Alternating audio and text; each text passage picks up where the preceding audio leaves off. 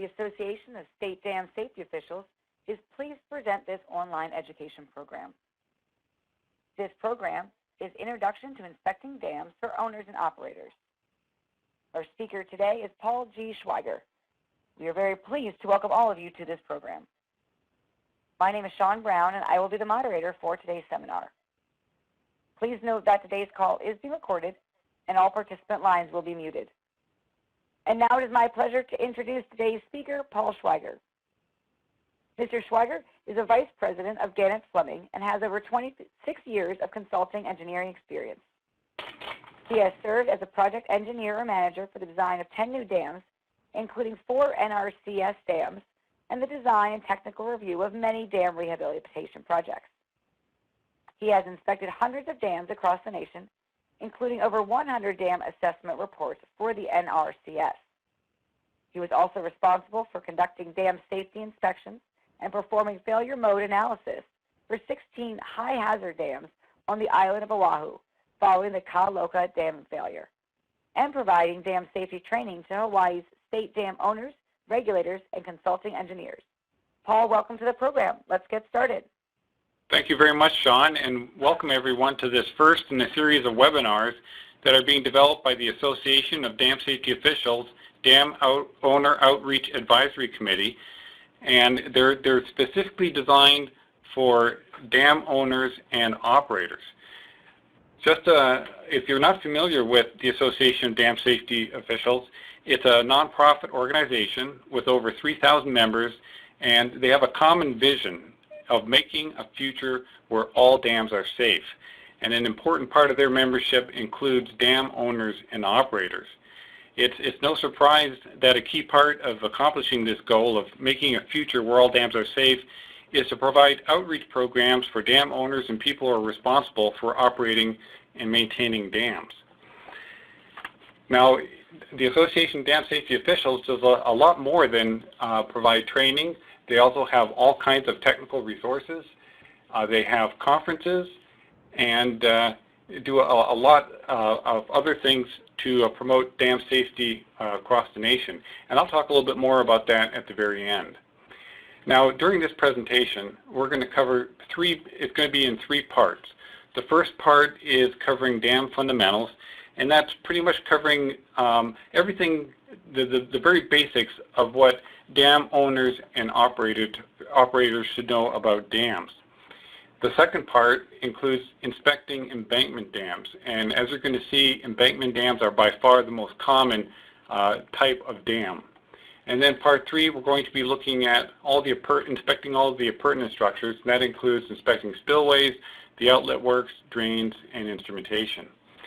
Now, there are different kinds of dam inspections, and the terminology that we use for a certain type of inspection can be different depending on which state you're in. But the 3 basic types of dam inspections, the first would be a routine inspection. And that's rather casual. It's sometimes called a patrol, and it's the simplest form of inspection where the dam owner or maintenance staff may periodically walk around the dam, drive over the dam, and just make sure that there's nothing unusual going on at the dam site. The next type of inspection is called a regular inspection. That's normally scheduled on a regular basis, maybe monthly, where you go out with a checklist and you inspect all the features of the dam and just fill out a simple checklist, maybe take some pictures. Or it's something that you might do immediately prior to an event. For example, if you know that a flood condition was about to occur, that they were forecasting heavy rains, it's a good time to do a regular inspection. Or immediately following an event like that, or say a seismic event, you would go out and do that type of inspection. The next highest level of inspection would be an engineering inspection. Sometimes that's called an annual or biannual inspection, depending upon what state you're in. And that's normally performed by a professional engineer, somebody that specializes in dam engineering, and he needs to complete a report, and that needs often to be submitted to the state. Now, what we're going to cover here in this webinar pretty much focuses on the regular inspection that a dam owner and an operator might do. And of all the inspections, that could be possibly the most important inspection. I recently watched a video seminar put on by Ralph Peck, who is a former eminent engineer who, with an international, he's internationally recognized as being a dam expert, and he was talking on the subject of monitoring dams and the importance of instrumentation. And he made the comment that, in his opinion, the regular inspection was probably the most important thing a dam owner could do to minimize risk and to be able to identify a problem developing at a dam. So that just emphasizes why this webinar is important, and that's the kind of information we'd like to share with you today. Now, when you do a dam inspection and you find something that's unusual, what do you do about it? And you're going to find that in this presentation, I have very few word slides. We have a couple up front, but after this, it's pretty much going to be a lot of pictures. And what I'd like to do is show you different parts of the dam and things that you might see and some of the deficiencies that you might find. Now, the question is, once you find a deficiency, what do you do? Well, the simplest thing, and for minor deficiencies that you might find, one action item would be to monitor it. And that might be, let's say you see a crack in a wall or a minor seepage condition. That's something you'd want to put on your checklist, that you noted that, and then you'd want to monitor it.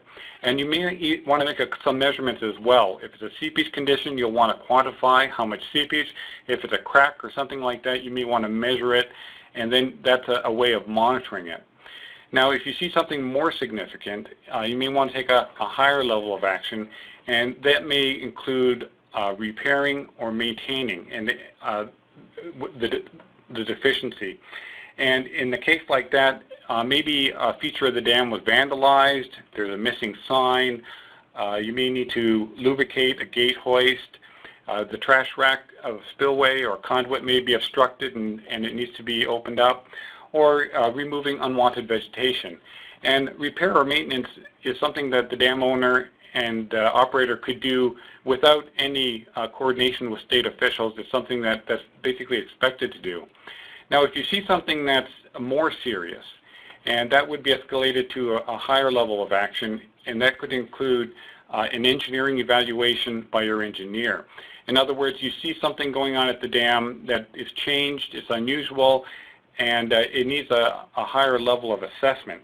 And something like that might include new seepage condition, movement or settlement of an important feature, and something like that should be coordinated with your state dam safety office. Now, there's one higher level than that, and I hope nobody ever has to deal with this, and that would be an emergency condition. And you could be out doing this inspection, and you see a condition that's changing, and it could be rapidly changing, and it has the potential to lead to failure of the dam or an uncontrolled release of water from the dam. And in that case, you'd want to immediately call a county EMA, your engineer, and also get the state dam safety office involved.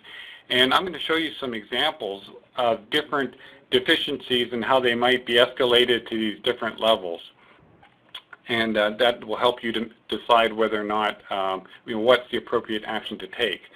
Now, I'd like to go through this part one. This is an outline. We're going to start with some dam statistics, just some basic information about dams. What this graph shows is, on the x-axis, the number of dams built, and then on the y-axis, when they were built. And most of them here, when you go above 1900 up to about the year 2000, it's broken up into decades. And by the way, if you see this red arrow moving around, I'm controlling that and just placing it in different places for emphasis as we do the presentation. But what you'll see here is that the average age of most of the dams in the United States is now over 50 years old. And that the peak of the dam building era was between 1960 and 1969. So in the 1960s, that's when the most number of dams were being built. In fact, during the peak of the dam building time period, there were over 600 dams per year being built in the United States. Now, an engineer named Patrick Reagan with the FERC, Federal Energy Regulatory Commission, did a study back in 2009, and he analyzed more than 1,100 dam failures, and he found some interesting information from doing that. And he learned that approximately half of the failures of the dam failures that he looked at, they occurred after 50 years of operation. And that's important, and the conclusion is an extended period of apparently successful operation does not indicate an equally successful operation in the future. So the mentality that, hey, I have a dam and it's been around for 70 or 80 years and it's tried and true, you know, it doesn't need to be inspected, or you know, it's proven itself, is not always the case. And that some failure modes take a long time to develop, and also some materials like concrete and steel, their properties can change over time, and as they deteriorate, that could also lead to a failure mode. Now, here's a map of the United States, and on it is plotted all of the state-regulated dams according to their hazard potential.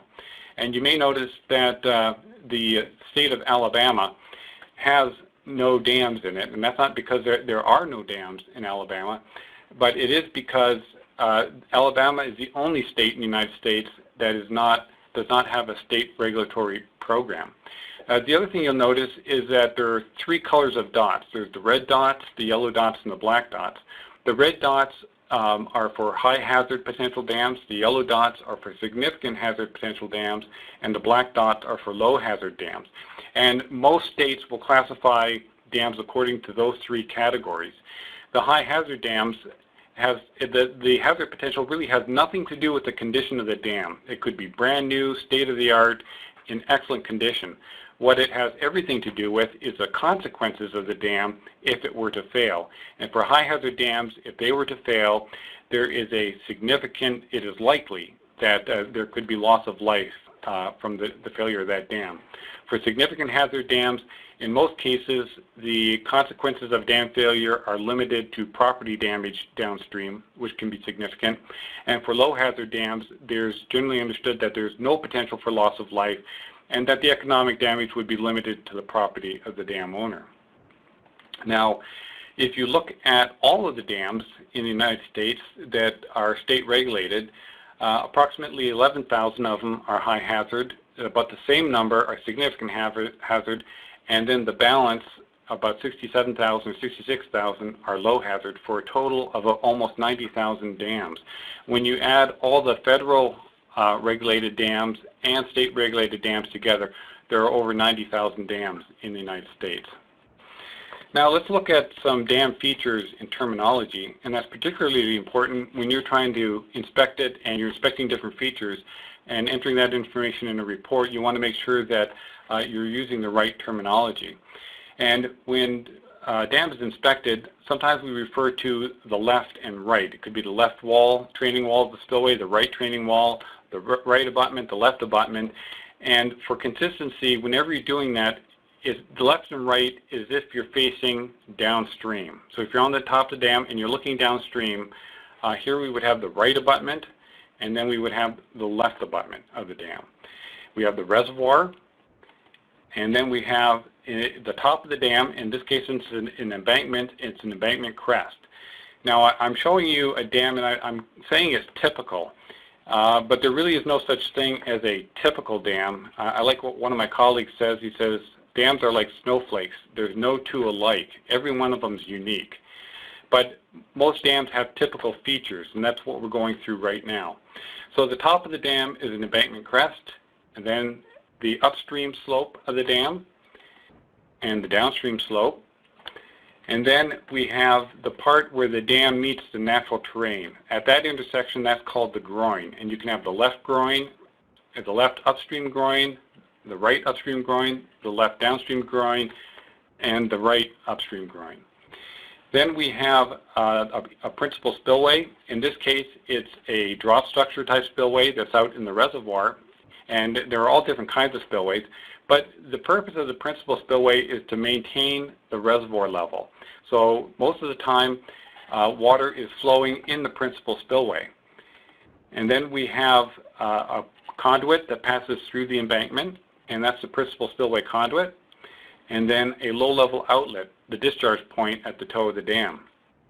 And then we have an outlet channel that conveys the water back into the natural stream. And then we have an auxiliary spillway. Sometimes the principal spillway and auxiliary spillway is combined, and sometimes they're separated. When they're separated, it's generally understood that the auxiliary spillway is there only to pass very rare extreme floods. In most cases, the auxiliary spillway will be activated for the 100-year flood or greater, and that's to prevent the dam from being overtopped. Now, dams are very interesting. They can have a lot of other features like this one does. They can have instrumentation to monitor the conditions within the dam. They can have gates, bridges. You can see in this one there's a bridge over the spillway. There are access roads, conduits and valves, and sometimes there may be a fish ladder at the dam. Now, let's talk about dam types.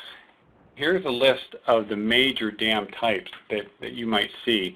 And the one thing you'll see that's in common here is that the dam type in this list really depends upon the kind of material or the type of material that it's made of. You can have an earth embankment dam, a rock fill dam, a concrete dam, a masonry dam, a timber crib dam, a rubber dam or an inflatable dam, a steel dam. So the material is really the type of dam, the material that it's made out of. Now, we just don't have time to go through every type. But this graph just can show you the wide range of different dam types, like a timber crib dam here. Here we have an inflatable dam, a double arch, concrete dam, a buttress dam, a slab and buttress dam here. Here we have a steel dam or steel gates, a concrete gravity dam, and in the center we have our earth embankment dam. Now, the most common types of dams are earth embankment dams and concrete dams, and they make up almost 97% of the dam types in the United States. And here's a graph showing you the different dam types, listing them on the bottom axis, and then the number on the y-axis, and it becomes very clear that by far the majority of dams are earth embankment dams. So we're going to spend most of our time looking at earth embankment dams and the features and inspecting them. Now, just to give you a little historical background, the first embankment dams were homogeneous dams. In other words, the material that the embankment was made out of was uniform, and it consisted of available earth material from the site, and they would just be piled up to hold back the water. So that would be a homogeneous earth embankment dams. Oftentimes, it was built directly on the overburden, and the overburden is that loose material above the rock, the bedrock. So if you were to dig down far enough, eventually you hit solid bedrock. But all that sand, alluvium, soil, whatever loose material there is between the ground and the bedrock is referred to as overburden. And then when you get down to the bedrock, it's a solid rock. It could be sedimentary, it could be igneous, it could be all different kinds depending upon the location and the geology.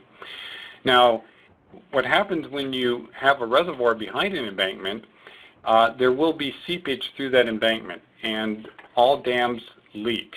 The key is to control that seepage. And what we're very much interested in is how is that seepage occurring, and is it controlled, and where is the phreatic line within the embankment? Now, that's probably the most technical term we're going to use today, and let me just explain that. The phreatic line that we have here is the zone of the embankment that's completely saturated. And that's important to know where that is, because that will determine where the seepage comes from. In this case, the phreatic line is very high, and it daylights on the downstream slope of the dam, so that if you were to inspect this dam, you would see that this lower part, where the red arrow is showing, would be wet, and there could be seepage observed coming from that. So that's very important to know and to control that. So there could be seepage through the homogeneous earth embankment fill, there could be seepage through the overburden, and there can be seepage through the bedrock. So as engineers learned more and more about dams, they saw how important it is to control the seepage through the embankment, so they begin adding features. And here we have a blanket drain, which can be a sandy material or a combination of sand and gravel, and it's designed to intercept any seepage in the embankment and make sure that that phreatic line doesn't daylight on the downstream slope, so you wouldn't see any seepage there. And that can be very important in controlling the seepage and making the downstream slopes stable. Other things that engineers began to do, especially when they had problems with the overburden material, where there could be horizontal layers of more pervious material like gravel or sand, and that can develop some really high exit gradients at the toe, where water will want to well up at the toe of the dam. And in that case, they could install relief wells, and that helps to relieve the pressure at the toe so that the seepage at the toe is controlled. Other things that were done was to put in an upstream blanket. In other words, to extend the impervious material further upstream into the reservoir to make the seepage path much longer. And that was can be an effective way of controlling seepage. Then, if the overburden wasn't too deep, another effective way of controlling seepage through the overburden was to excavate a cutoff trench and then to place compacted earth material in there to make that zone more impervious, more watertight, and control the seepage through the overburden.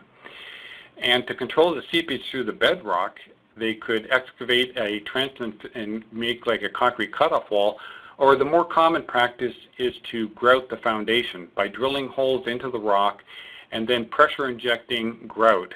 In some cases, it can be a single line grout curtain. In other cases, it can be 3 lines, depending upon how much verification and water tightness you're trying to accomplish. And then as time went on and the construction equipment became more sophisticated and we're able to sort through available materials and make better use of them, engineers began to design zoned earth embankment dams. And here, making good use of the more impervious material, often clay and called impervious fill, putting that in the core of the dam and right through the cutoff trench, and then using the more gravelly and pervious materials on the upstream and the downstream parts of the dam. And that is a much better use of material, and you get a better performing dam. And then starting in the late 1970s and early 1980s, it became standard practice or very common practice to install a chimney filter drain and blanket drain, a much more elaborate drainage system within the zones of an earth embankment dam. And if you were to design a dam today, this is pretty much standard practice. And it provides a much more reliable and lower risk dam, so that if there was a crack to develop or a seepage path or something like that, it would be intercepted by this chimney filter and drain and safely filter the water so that there's no loss of embankment material, and it would convey that water safely to the drainage system. These chimney filters and drains normally consist of a concrete wash sand or a carefully graded material that's compatible both with the clay core and the other zones of the embankment. And it generally, if there was a crack or a defect, it's very forgiving and it can heal that part of the dam. And then there are other features. If it's a very tall dam, we can have a toe berm or protect the upstream slope with riprap or other material to prevent erosion. The other common type of dam is a concrete dam, and that makes up another 7%. And that can be that slab and buttress type that we looked at. It can be a concrete gravity dam. It can be a masonry dam, a multiple arch dam, or a more modern type of concrete is roller compacted concrete. When you look at a concrete dam, we have a lot of the same nomenclature. A couple things are different. Here we have the left and right abutment like we would have for an earth embankment dam. And then in this case, we have the overflow section of the dam. So there's generally a part of the dam that's the spillway, and that's designed to be overflowed. And at the toe of the spillway, there's normally a stilling basin to dissipate the energy that goes over that spillway. And then there's the non-overflow section, the part that's designed not to be overtopped. And then the part of the non-overflow section that's above the crest of the spillway is the chimney section. Here's a good example of a big concrete dam under construction, and you can see a cross-section of the dam here, and that in this case is a concrete gravity dam. It's solid concrete, And most concrete dams are built on a rock foundation. They're not built on overburden because they have a very small footprint, often less than a third of what would be the footprint required for an earth embankment dam. And that's, you can have very high flow gradients underneath, and that's why it has to be on a rock foundation. Now let's quickly look at spillway types. And there's a large number of different types of spillways. They're generally categorized based on their shape, their configuration, or how they work, like a fuse plug or a gated spillway. And again, we don't have a lot of time to talk about all the different kinds. I will go through a couple of examples, especially when we're looking at inspecting these spillways. And they are all designed to do essentially the same thing, and that is to safely convey water over or around the dam in a safe manner to prevent it from being overtopped, and to have some kind of energy dissipation so that the downstream channel doesn't get eroded. Now, most of the dams in the United States were designed by the Natural Resources Conservation Service. They, out of the 90,000 dams, almost, I think it's 27,000 were designed and built by the Natural Resources Conservation Service, formerly the Soil Conservation Service, and they all almost have this identical configuration that you see in this picture. And a lot of other dams have this as well, even though they weren't designed by the NRCS. There's the principal spillway, and it's really a riser structure or a tower. In most cases, you only see the very top of it. And if we were to take a closer look at that, with a reservoir that's completely drained, it would look something like this. So that we have at the very top a drop inlet. And that has trash racks on the wing wall sides of this here and here, and with a weir section. And as the reservoir comes up, it will flow down and drop into this structure. It has intermediate gates for lowering the reservoir and maintaining areas around the reservoir. It has a low-level drain gate at the very bottom for draining the reservoir. And then in this case, it can have some extra features. And this one has a water supply intake on the side, which is less common. Then at the downstream end, there is normally some type of energy dissipation structure. In this case, the most common is an impact basin. And what that looks like, here we have the conduit right there, and the water comes out like a jet. So it's under a lot of pressure. It hits this baffle wall, and then there's a lot of turbulence inside the structure, and that dissipates the energy. Another common configuration is just to have a plunge pool at the toe of the dam. And then in this case here, since it's a flood control dam, as the water in the reservoir goes up, and this spillway has a limited capacity, it needs a much bigger spillway to pass the floods. And so we have an auxiliary spillway, and in this case, it's an earth cut or rock cut spillway over at the right abutment. So during an extreme flood event, the water will enter the upstream side of the spillway, referred to as the forebay area. It'll cross over the control section, which is the crest of the spillway, and that's the highest part, and that controls the water that discharges through the spillway. And then it has an exit channel that exits and safely conveys the water beyond the toe of the dam. Now, looking at outlet structures, there are three basic type of configurations. This is the most common, and it's where we have a principal spillway here, and it's combined with the principal spillway. So we have a conduit, and what's important about this conduit is that it's an unpressurized conduit. And that is, most of the time, the flow is by gravity, and the flow that's in the conduit is only partially flowing, and it's not under pressure. And when the reservoir is down, water can be released by opening the gate at the bottom. So that's a combination outlet works and spillway, and that's the most common type. Here's a schematic where we have a drop structure, and we have this long conduit, and then it discharges through the impact basin, and that shows that configuration. This is essentially the same configuration. It's an outlet works configuration with the upstream gate, but no tower. So the tower is removed, and the only time water will flow through the outlet works is when the operator opens up the gate that's right here and releases water to drain the reservoir. This is another very common configuration. It's a very safe configuration because the conduit is always dry unless the gate is open to lower the reservoir, so that there's always an upstream closure. Now, this is what that might look like if you went and saw a dam that had that configuration. Now, here's the operator up along the slope right down to the bottom, and in this case, the reservoir is completely drained. Now, another configuration, which is less common and a little bit more problematic, is when we have part of the conduit or the outlet works submerged, and then we have the control structure right in the embankment, but we still have upstream closure, and the conduit is not pressurized. And now, as you can imagine, this is critical that it makes it more difficult to inspect the conduit, especially the part that's underwater. But now the gradient, and if there is any seepage or anything like that, the part of the embankment that it can flow through is much smaller, so that can be a bigger concern. And here's an example of one of those structures built within an embankment.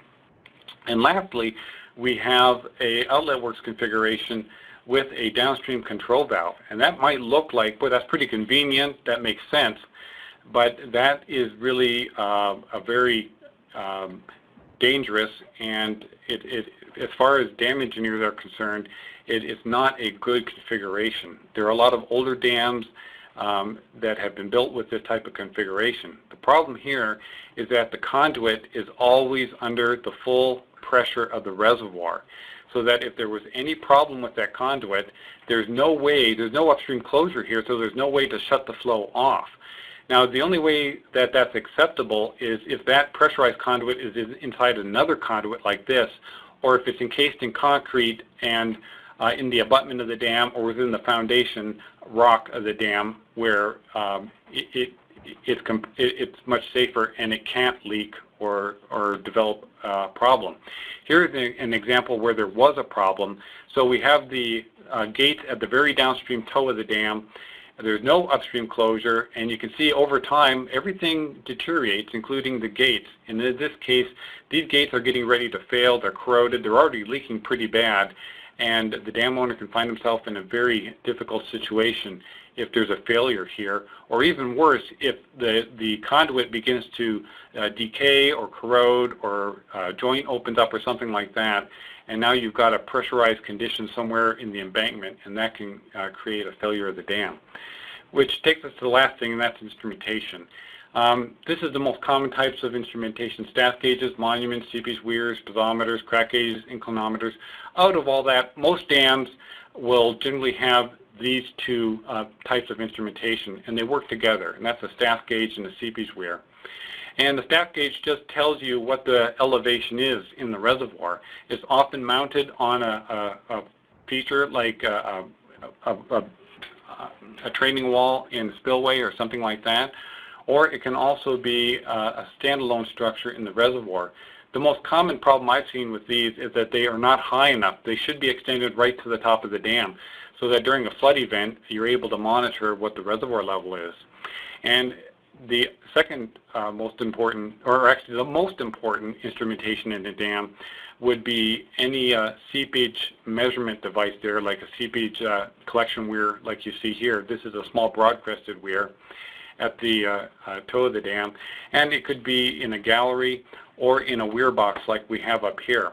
And the purpose of that is simply, wherever there's seepage in the dam, to collect it and to monitor the quantity of seepage. And it can consist simply of measuring the seepage out of the conduit in the drain. And in a case like that, it's just a matter of sticking a bucket underneath with a stopwatch and measuring the volume of water being discharged over a period of time, and you can get a very accurate measurement of seepage. And what we're looking for is any changes in seepage. Now, it's important that whenever you measure seepage, that you also know what the reservoir level is, because there's a relationship between the two. The higher the reservoir level, generally the more seepage you will get. And the last time I put this webinar on, I got a lot of questions that came in afterwards. My dam doesn't have a seepage collection point or a weir or something like that. Is there another way to measure seepage? And the answer is yes. You can install a seepage weir very easily. And here's one where we took a sheet of metal and cut in a V-notch weir, dug the trench, and then placed fill around it, sealed it up, and excavated a small reservoir area upstream. And here you can see it working, and that provides a fairly good way of measuring seepage. And that's what it looks like when all that was installed at the toe of this dam. Another way is if using sandbags, and here we have a conduit, and the key there is to seal up the area that's seeping to allow the water to pond up, and then discharge it through a conduit like this, and then all you have to do is go in with a stopwatch and a bucket and measure the seepage. You can do the same thing with sandbags, and like here there's seepage at the toe of a dam, and they were able to build a monitoring point here to measure seepage at that dam. So Sean, that takes us to our first break, and I see I'm running a little bit over, but I've got time to answer any questions that come in. Great, thank you very much. As a reminder, we have now reached our first question and answer break. And Sean, I guess in the meantime, while participants are typing in questions, I can start on the next part, and as I see some questions come in, I can then pause and answer them, because I don't see any right here at the moment. Sure thing. Okay, good. Well, in this next session, let me just kind of preface what we're going to be doing. We're going to be focusing entirely on inspecting embankment dams. Now, before we do that, I just want to make a couple comments about maintaining dams, operating and maintaining dams.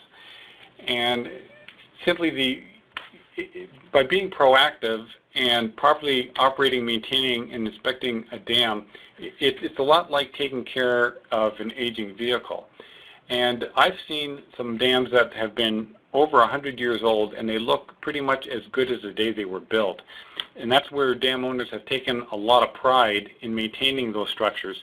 And because they've spent the money regularly maintaining the dam, they don't have costly bills associated with deferred maintenance. On the other hand, I've seen some dams that were built only 10, 20 years ago, and they're already looking at some very expensive rehabilitation costs because they have not been maintained very well. So if left unmaintained, excessive and expensive repair becomes necessary.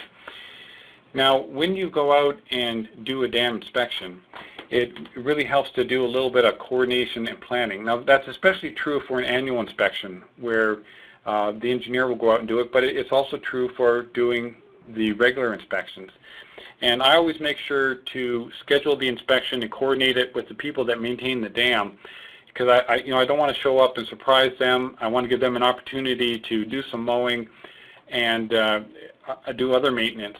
And that really helps to do the inspection as well, because if you're out there and just before they do mowing, in some cases you can be facing conditions like this where the vegetation on the dam can grow and be up to 5 feet high. And in that case, it just doesn't make it very worthwhile to do a dam inspection because you just won't find the defects.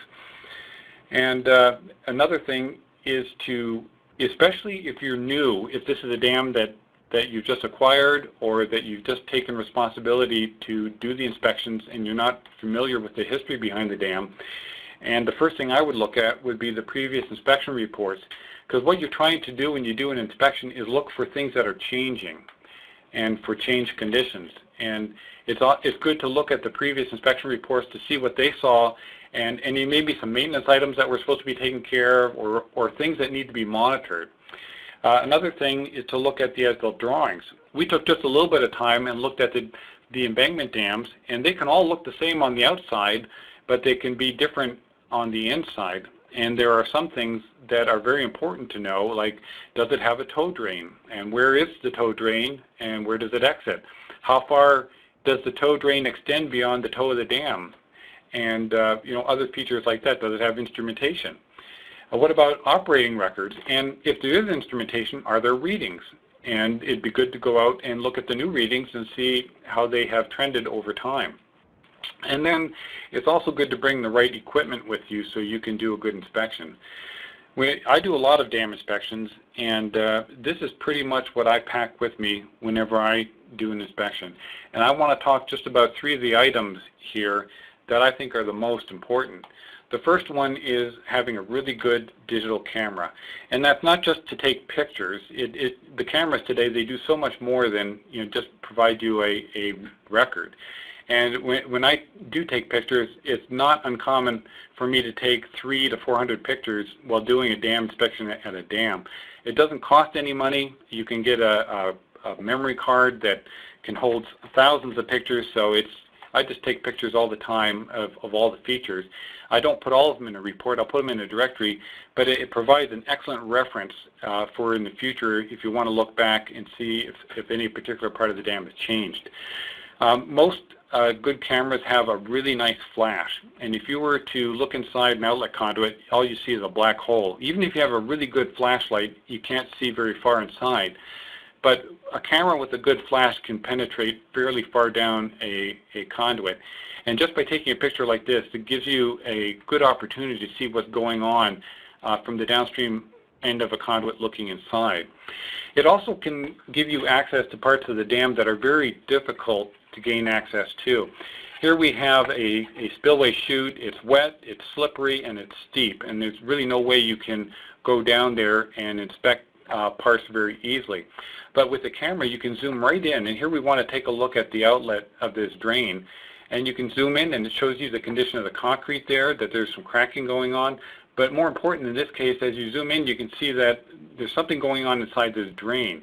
It looks like there's some calcium deposits in here, or maybe some sludge, but there's something that would merit looking at this further. This is probably more than a maintenance item. This is something that you may want an engineer to take a look at and see how that affects the performance of the drain. But a good camera will get you to places that you normally can't see. Essentially does the same thing that binoculars can do, but it also gives you a record of what you see. I always like taking a picture of the staff gauge in the reservoir so I have a record of what the reservoir level was at that time. And then when you want to inspect structures that are maybe like the tower out in the reservoir, if you're doing a regular inspection, you may not want to go out with the boat every time and take that time and access the tower. But with a good camera, with a zoom lens, you can zoom right in and see all the parts of the tower that you really need to look at. And in this case, we're zooming right in at the water line, and we can see that the ladder going up the tower is completely corroded. And you can walk around the shoreline and continue to take pictures like this and look at the stem to see if it's deflected or if there's trash accumulating around the tower or anything like that. It's also good to take pictures of any measurements that you take. Here we're taking a seepage measurement out of a drain from a wall at the toe of the dam, and it took 21.2 seconds to fill a 500 milliliter bottle. So it's just a nice way of giving a physical record. I hate taking notes and stuff when I'm out in the field. It'll be windy, it rains, you lose your pen, and when you take pictures like this, it's just a nice way of collecting the data and saving it. Another thing I like to take with me is a rod, and this is just a normal survey rod. What we do is we cut it in half so that we have the threaded ends, and I can break it down and put it in my suitcase. But the reason I like this is whenever I take pictures, I often will include it in the pictures so that I can use it as a scale and measure the length or the size of different features. You can lay it down, and when you take a picture now, you know that each one of these gradations on here, like the orange or the red part is 1 foot, the white is 1 foot. So each one of these is 1 foot, and that's a 4 foot long pole. Now I know I've got a 2 foot ponded water on the top of the crest of the dam here. Here we're at the toe of the dam, and you can use it to probe, and I've pushed it down, and you can see we pushed down. It's very soft at the toe of this dam. There's a seepage condition there, and that helps me to illustrate that what was going on, and that you could push this down a foot, and that was fairly soft material. Or maybe you find a rodent hole, and you're trying to probe to see how deep it is. You can see that this one's pretty deep. It's at least 4 feet deep, and it adds value when you take these pictures. Another thing I like to take with me is some good boots. I'll often just put them on and do the whole inspection so that I can get access to every part of the dam. A lot of times when you get down to the toe of the dam, it's all muddy, or there's standing water or some backwater, and you want to get in and be able to see all the parts of the dam. And if you don't have a good pair of boots, you really can't do that effectively. Now, as I mentioned at the beginning, when you're doing this type of inspection, it's good to take a checklist with you, and then as you find different things around the dam that need some attention, to rate them whether or not they need to be monitored, whether or not it's some kind of maintenance activity that needs to take place, or whether it needs to be investigated and you need to get an engineer involved. And if you remember, there's the fourth option, and that would be emergency action. And that, in that case, you'd need to immediately call the emergency management agency, get the state engineers involved and your engineer involved, so that you can address the condition and get some help and address it as soon as possible. So I'm going to walk you through now inspecting an earth embankment dam. We're going to start on the crest. That's normally where I start. Then go to the upstream slope. Then we're going to walk down the downstream slope, and then we're going to look at the groin. And I'm going to show you a lot of examples. Some of these examples are really good examples of what things should look like, and other examples are not so good, and some are just ugly. So the good, the bad, and the ugly. And hopefully you'll get an understanding of what the standards, what is acceptable, what is it that we're trying to, how are we trying to maintain the dam and to what level, and what's the acceptable practice. Now, I'm going to spend a little bit more time talking about the crest and the upstream slope than the downstream slope and the groin. It's not because those features are more important. It's just that once we cover some of the things that we see on the upstream slope and the crest, it's the same thing that we're looking at the other place, and I'm just not going to spend as much time talking about those once I cover them once. So here we have an example of a grass-covered earth embankment dam, and I would give this one an A+. The grass is, there are no bare spots, it's well maintained, there's no woody vegetation, and you could pretty much inspect this whole dam just from one location.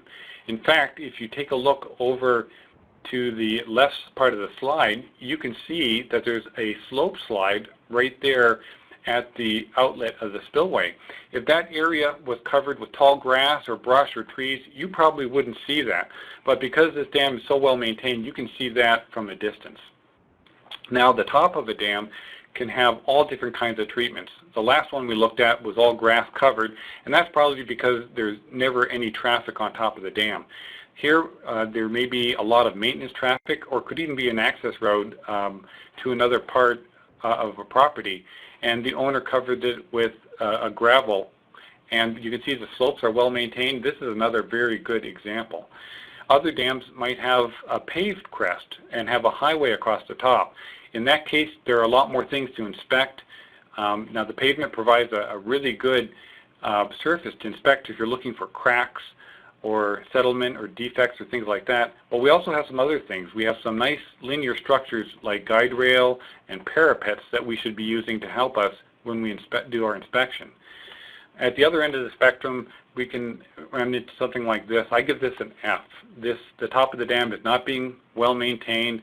We have ruts and puddles, and if that continues, that can lead to some problems with the embankment. It saturates the embankment because the water will seep into it, and that can induce some slope instability. It can also create depressions in the crest and loss of freeboard and other problems. Now, here's another one. You can see that once it starts, you get soft spots because of the puddling, and that can create problems at the top of the dam. Even paved parts of the dam can have puddles and depressions, and it's good, like after a rainfall, you can go out and you can see, especially on a paved top of dam like this, where the depressions are. And that, in a case like this is probably something you'd want to monitor and see if it gets worse over time. It could be an early indication of some settlement in the dam. Now, here we have a different condition, and here we have a top of dam where we don't have puddling, but what we have is a lot of ruts. And that's because there must be a lot of traffic on the top of this dam. And what that can lead to is a problem when you get heavy rainfall, because in this case, for example, the water will accumulate on these ruts and they'll act like channels. And normally the water will flow downhill until down the valley and onto the dam, and then somewhere along the crest of the dam where there's a low point, it will build up like this, and then the water has no choice but to either flow down the upstream side or down the downstream side. And in that case, you can get a concentrated flow, and it can erode the vegetation and then begin eroding the dam. And there have been cases, and for example this one, where the erosion was so great that it began actually to breach the dam just by that surface erosion. And you start getting a feature that's like this, so that it can flow down and erode the downstream slope, and then now you have loss of embankment material, and if that migrates into the spillway, it can breach the dam. Now, another thing that I've seen on the top of dam is unwanted vegetation, and it's generally understood without exception that for embankment dams there should be no trees or brush growing on the embankment. In this case, it was an intentional planting, and the dam owner planted trees on the top of the dam to improve its aesthetics. Once he understood the consequences of having vegetation growing on the dam, it went ahead and removed it. So the first phase was to cut it down. Now the tree roots need to be removed. And here's another example, an after picture after they cut down the trees, but before there were large pine trees growing on the top of the dam, and they were deliberately planted. And here we get the other extreme, where this is a case where the dam owner just stopped maintaining the dam. And we get the first stages of vegetation where you get tall grass and saplings and things like that growing. And that can eventually lead to, if that continues, to just a forest growing on the dam. And now we've got mature trees growing on the crest of the dam. And I've had some dam owners argue, well, doesn't that help the dam? Doesn't that reinforce it and make it stronger?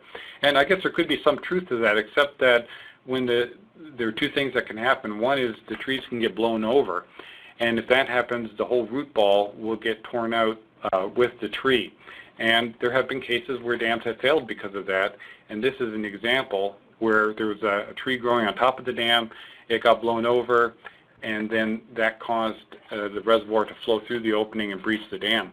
And you can see in this case how deep the roots have penetrated the embankment of the dam. And what happens too is once these roots begin to decay, they will form conduits and seepage paths for water to flow. So it may not be a problem while the tree is alive or immediately after you cut the stump out, but if you don't remove the tree roots, you could have a problem someday in the future as they decay and create a seepage path. Also looking on the crest of the dam, we mentioned sometimes it's paved, and in this case we have a parapet on the top of the dam. And if you look along the top of the parapet, you can see it should be linear. In this case, there is a depression there. And I'm positive that when they built that, that was not an intentional feature. And in a case like this, that was more than just something that should be monitored, and it's more than something that should just be a maintenance item where we go in and raise the wall. Something like this should be escalated to a level where you get an engineer involved, and you want to know, why is this happening? Obviously something is going on in the foundation, there's some settlement or something like that. So this would be an important issue that you'd want to get an engineer involved to find out what's going on. Now, when you have these features, it's good to look along them to see if they're nice and linear, because when they were built, chances are that they were either very straight or linear. That if you start seeing offsets or things like you see here, that's an indication that there's some movement or something is going on. Now in this case, this doesn't look too serious. It looks like there's a little bit of differential movement between these two parapets. But you would want to go in and take some measurements. I'd take a picture and record the condition. And then this would be a good deficiency that I would note, monitor this. And if you see it continuing to move, then you would want to get an engineer involved and have them make an assessment of why is this part of the dam moving. Here we have a guardrail, and when that was built, in this case it was straight, and now you can see that it is sloping downhill. And you can even see some of the posts here, they're slanted in the downstream direction. So that could be, looking along these features is a good way of telling if there's anything going on with the embankment. And in this case, it's an indication that there's a vertical displacement. And that would be something that I would get an engineer to take a look at. Also looking for longitudinal cracks, and that would be a crack that goes along the parallel with the top of the dam. It could be located on an edge like this, and that could be an indication of a slope failure about to occur, or some kind of a slope instability. It could also be located right in the crest of the dam, and anything like this is more important to get an engineer involved and to have them make an assessment than to just monitor it. And because that is something that is indicating that there's something going on with the dam that really shouldn't be happening, and it needs to be investigated. Another kind of crack is a transverse crack. So this type of a crack is in the upstream-downstream direction rather than along the length of the dam. And in many cases, this type of cracking could just be drying of the top of the dam. As the sun hits the clay-type material that the dam's made out of, it can shrink. But that's not always the case. Sometimes it could be an indication of a more serious problem, like differential settlement or something like that, and that crack can go fairly deep, so that if you had a flood and the reservoir rose, it could flow right through that crack, and that could initiate some very significant internal erosion and result in a piping failure. So that type of a crack, if you're able to probe it and it goes fairly deep, you'd want to get an engineer involved and have them do an investigation. Now, it's also good when you're looking at the crest is to make sure that it's level. When they built the dam, chances are it was built to a certain elevation and it's level from abutment to abutment. Some cases, especially for very high embankment dams, they'll overbuild the center part of the dam, and that's called a camber, and they'll do that to account for future settlement. And so they overbuild that part that they expect to settle. Now, to see something like this, though, is definitely not a design feature. In this case, this kind of a depression is serious. And what would happen is if the reservoir came up, that's where it would flow through the low point first, and you essentially have a loss of freeboard and a decrease in spillway capacity. And that would be something that would be a maintenance item where you'd want to raise that if it was minor. If it was major and you thought it was associated with settlement or something else, then you'd want to get an engineer involved and have them help you determine why and to fix it. Now, another place where that can occur is where you have an embankment, and then it's a composite structure where the embankment meets another structure like a spillway wall or something like that. And that's a place where you want to take a look at where these two structures meet, because oftentimes we can have a lot of traffic there. You could have some animal traffic or pedestrian traffic, and just over the years and over a long period of time, that area can be worn down or eroded. And in this case, it's as much as 1.5 feet. So if we were to take another perspective at that, the top of the embankment dam is really the same height, or it was originally the same height as the top of this concrete wall. But over time, this area got worn down. And that would be a maintenance item. And now here the dam owner, once they found out about this, they went in and did some maintenance, and they brought the top of the dam up to the top of the wall so that there wasn't a low point. Another thing to look for is animal activity, in particular rodent-type activity or any kind of animal that will want to dig a burrow into the dam. I was inspecting this one dam or levee, and I came across one zone where there were all these penetrations in the top, and I saw a lot of groundhog activity. So I took a pad of paper I had and I rolled up, I pulled off pages of paper and I stuck it in each hole. And when I was done walking this 50-foot section of the embankment, I had identified 13 penetrations. And on another project, where there was a failure associated with rodent activity, they went in and they pumped in an expanding foam grout in some of the holes to see where it came out, and they put a color dye in it as well, and then they excavated a cross-section and they found an advanced network of trails and rooms and chambers inside the dam. And groundhogs will do this. They see it's a perfect habitat for them. They've got all this nice soft embankment material to dig into. They've got access to wonderful food supply because it's a nice mowed grass, and they've got water, so it's kind of groundhog heaven. And they may be working on the downstream side, and then on the upstream side you can have muskrats burrowing in, and then you can see what happens right here. There's a very small gap between these burrows, and when the water comes up, it can flow through, and then you have a piping failure, and that erosion, once it starts, it can happen very quickly. And dams have failed where there's been a lot of animal activity at the dam.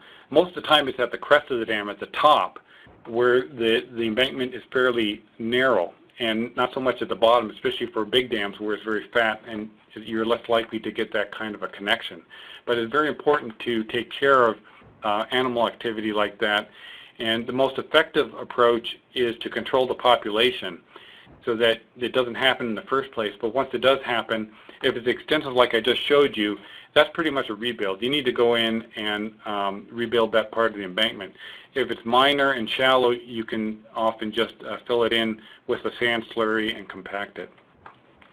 But you get on it early before it becomes a real problem. Another problem that you might see is a cave-in in the crest. That is a much more serious condition. That's not something that you should go in and fill in yourself. If you see something like that, you should call your engineer to have them find out what's going on. And that could escalate to something even more serious like this. If you see something like this, approach it with great caution. Safety first always. And this is a case where you would want to get your emergency management agency involved. If you have an emergency action plan, you would use that to begin notifying the appropriate people. Definitely get the state engineers involved and get as much help as you can in resolving this problem as quickly and as safely as possible. And then there's animal activity on the dam, including the crest of the dam. And just over time, they can wear down the vegetation and create paths and low points in the crest of the dam. So we spent a lot of time on the crest of the dam. Now, a lot of that stuff applies to every part of the dam, so we're going to speed it up a little bit more. But we're going to go to the upstream slope. And on the upstream slope, here we have a really good, well-maintained slope. It's all grass covered, it's mowed, there's no woody vegetation, so that's a good example. Other dams, the last one was a flood control dam, so it rarely saw water up the slope, and that was a good way to protect it. Other dams where maybe the water level fluctuates up and down the slope on a more regular basis, they can be armored with different materials. Here we have a carefully placed rock fill material on the embankment. And whenever you inspect the upstream slope, here we have a dumped riprap. I always like to walk down to the water's edge and then look right along the water's edge. And that line of sight should be very linear and uniform. It shouldn't be going in and out. If there was a bulge in the embankment or something like that, this is a good way to find out if that's occurring. It's just looking along the water line. Now, maybe a deficiency you see here is you can see there's some woody vegetation growing. That would be good to get that off. Another type of protection is hand-placed riprap. A lot of the older dams have this. It's very beautiful. It's very expensive to put on, but it's the same thing. You'd be looking for any missing stones, and then when you're along the water's edge, you're looking to make sure that there's no bulging in the embankment or slope instability or anything like that. And then you can see here is an example of a grass-lined upstream slope, and it's not linear. So something is going on here. And in this case, it's probably because of wave action, and it's eroding the upstream slope, and it's creating this irregular surface. That's probably because it's persistent all the way along there. That's probably what's going on. And if it goes on and on, now you start having problems where you get scarps and some fairly high erosion, and that can lead to slope instability. And the longer you let this go, the more expensive it gets to repair, and eventually it can become a dam safety problem. And here you can see one that's gone pretty far, and it's creating some slope instability and some fairly significant erosion along the upstream slope. Even if you have a riprap armoring, what you're looking for there is to make sure that it is not broken down or weathered. Some rock fill will wear out over time with freeze-thaw cycles and things like that.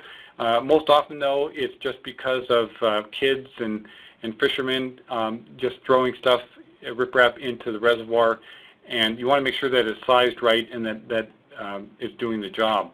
Another thing that's often found is that when the riprap or the rock fill, and riprap is, by the way, is just another name for rock fill. It's a term often used to designate that rock fill that's placed on the upstream slope. But if it's not placed correctly, For example, in this case, you can see there's a lot of movement of the riprap, and there's some bare embankment exposed on the top. And what probably happened here is that this did not have bedding material or a filter fabric underneath of it, so that when the waves came up and sloshed over this, it eroded the fill material underneath, and that created this effect called beaching. And that's what you'll see there. Now, there are some parts of the country where they don't have rock fill available to put on upstream slopes to provide erosion protection. And especially in Florida, they'll use available on-site material, and it's often a sandy soil, and they'll mix it with cement, and then they'll place it on like sheets on the upstream slope and compact it, and that's called soil cement. And that can be a very effective way of providing slope protection. But you still need to inspect it. And when I do that, I normally walk along and I'll tap it with my rod, looking for areas where there are hollow spots. That's often referred to as drummy concrete because you can hear it. You can be tapping along and you can hear it solid, and then all of a sudden you hear parts where it sounds like a drum, and that's probably because it's hollow underneath. In this case, obviously there's a problem here. It's gotten to the point where it's collapsed, and that can be a more serious problem. You want to get an engineer involved in a case like that. Now getting up to things that are escalated to the level of an emergency. If you were inspecting the upstream slope and you saw a sinkhole with concentrated flow like this, that would be contact your state representatives, your emergency managers, and your engineers.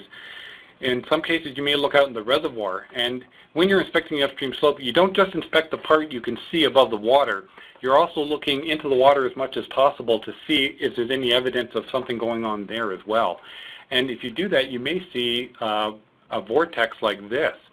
Now, this could be a very serious problem, or it could be a normal condition. In this case, there was an intake at that location underneath this vortex, and when they opened it up to release water, they created this condition. But if there wasn't a structure like there, and it was just the upstream slope, that could be an indication that there's internal erosion going on, and it could be something that is an emergency condition. For example, here we're walking along the upstream slope of this dam, and we looked along the upstream slope, and we saw this void with a vortex. So this is a sinkhole, and this is a very serious condition. You'd want to lower the reservoir in a controlled manner as quickly as possible and as safely as possible, and make sure to call the dam safety reps and emergency responders to help out with that. Also, having unwanted vegetation. Here we have trees growing on the upstream slope. As I mentioned earlier, there should be no woody vegetation. If the owner would have gotten on this early, it would have been a matter of just pulling it out or cutting it down, and now he or she has to deal with the root system that's grown in the embankment as well. So no trees or obscuring vegetation on the upstream slope.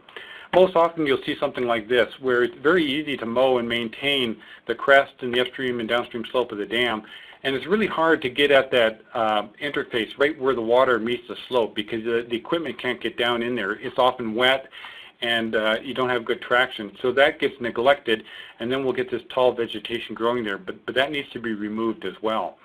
And it's absolutely amazing how fast vegetation can grow, even through things like soil cement, or in this case, hand-placed riprap. This particular dam, here's a picture of it back in 1979, and then this is a picture about 20 to 25 years later, and you can see we have large trees with 2 to 3 foot diameters with root systems growing through there. And if this dam, by the way, this picture here was taken after 100 years of operation of this dam.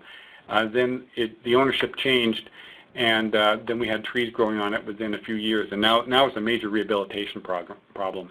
Just like with the upstream, the top of the dam, we're looking for rodent holes and any rodent activity, and that can occur anywhere on the dam. And then looking for slope instability or any evidence of that. So here we have cracks, longitudinal cracks, and slides and slumps or slips in the upstream slope. Now we're going to move down to the downstream slope. And here we have a beautifully maintained downstream slope of a dam, just like a golf course. So they get an A+ for this. Notice that there's no trees. And what we're trying to do is create an exclusion zone for any trees growing on the footprint of the dam. And that should extend a minimum of 20 feet beyond the toe of the dam. Here's another good example of a well-maintained dam. In this case, there's no trees anywhere near the downstream toe, and that's excellent. That's especially important when we start inspecting toe drains and things like that, because the owners will often forget that if the tree is growing along the toe of the dam, chances are that root system is looking for water, and the toe drain system is a great place to find it, and that can create a real problem and clog the drain system. Here's an example of an F. The downstream slope has not been maintained, and we essentially have a forest growing on there, and that's obscuring any observations and creating all kinds of other problems. In fact, this is that same one. We're down at the toe of the dam. We're looking at the outlet conduit right here, and I can guarantee you that this tree roots are as far as this corrugated metal pipe goes, they're trying to penetrate that and find water, and that just creates all kinds of problems. You can have the opposite problem as well, and that is not enough vegetation growing on the slope. And in this case, the owner is trying to provide a grass cover, and it's not taking, and whenever it rains, we start getting erosion gullies, and that just creates a real problem. The reason could be that the slope is too steep, but more often it's because the soil is just not treated properly to sustain a grass cover. And in most cases, will recommend to the dam owner that they contact their county agricultural cooperative and take a couple of samples of the soil and send it to them, and then they'll send back a report card indicating what treatment should be applied to the top of the soil. Oftentimes, it's just a matter of the right balance of nitrogen, phosphate, and potassium. And I've seen within just a few days of application of the right fertilizer, an excellent grass cover being established, just night and day difference. Also looking for rodent activity, just like on the crest and the upstream slope. Looking for some other things though. Now we're looking for slides and slumps. This is more important on the downstream side because it can often be associated with a change in the seepage condition. And if it's sometimes it's just on the surface. It could be a shallow instability, but this is a much deeper instability. If you saw something like this, this would be more of an emergency condition where you need to contact the estate engineers and your dam engineer, and they'd want to investigate this. You'd probably be lowering the reservoir and trying to figure out why did this happen. This would be well beyond trying to repair or maintain yourself. Here is another example. You can see that this one was so significant, the instability, that we begin losing some of the crests of the dam, and that can really compromise the integrity of the dam and result in a very rapid, uncontrolled release of water. And sometimes when you're inspecting the dam or you're mowing it, you may come across something. In this case, it's a bulge. It wasn't there before, and that's an indication that there's something going on in the embankment. And in this case, it led to an eventual deep-seated failure of the embankment. And if you can catch this early, you can prevent a much more expensive repair, or even better, you can prevent a catastrophic failure of the dam. Now, let's say you were inspecting this embankment.